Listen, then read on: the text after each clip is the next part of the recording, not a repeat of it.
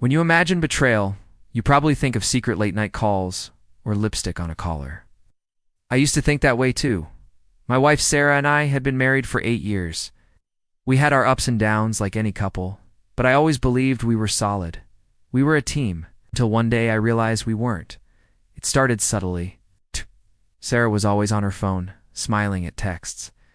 When I'd ask who it was, she'd say, "Oh, just a friend from work." I didn't think much of it at first. We all have work friends. But then the friend became a constant presence in our lives, even though I'd never met him. His name was Mark. She'd talk about Mark all the time. Mark said the funniest thing today. Mark and I have the same taste in music. Mark really understands what it's like at the office. I started to feel like a third wheel in my own marriage. Her emotional energy, the part of her that used to be reserved for me, was now being given to someone else. One evening, I tried to talk to her about it, said it feels like you're closer to Mark than you are to me lately. She got defensive immediately. "He's just a friend. You're being paranoid. Can't I have friends?" The conversation ended in a fight with me feeling guilty and insecure. The turning point came a few weeks later. I came home early from a work trip to surprise her.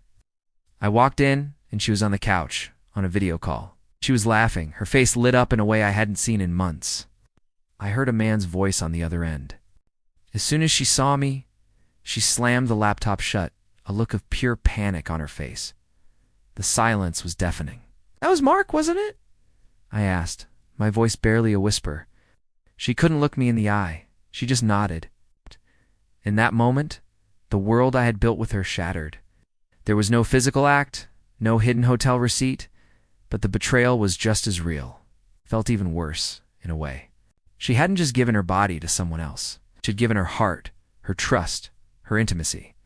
An emotional affair is a quiet kind of heartbreak. It's the thousands of small moments of connection that are stolen from your relationship and given to another. It's the inside jokes you're no longer a part of, the secrets you no longer share. You're left feeling invisible, replaced. We went to counseling. It was incredibly difficult.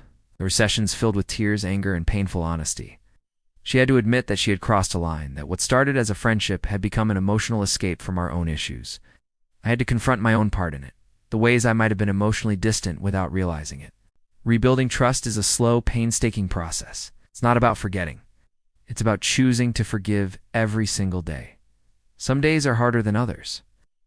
There are moments when the insecurity creeps back in, but we're learning to communicate again, to be truly present with each other.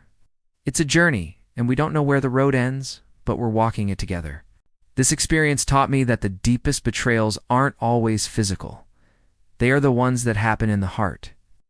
If you've ever felt something similar, know you're not alone. The pain is real and it's valid. Thanks for listening to my story. If it resonated with you, please consider subscribing for more real-life stories.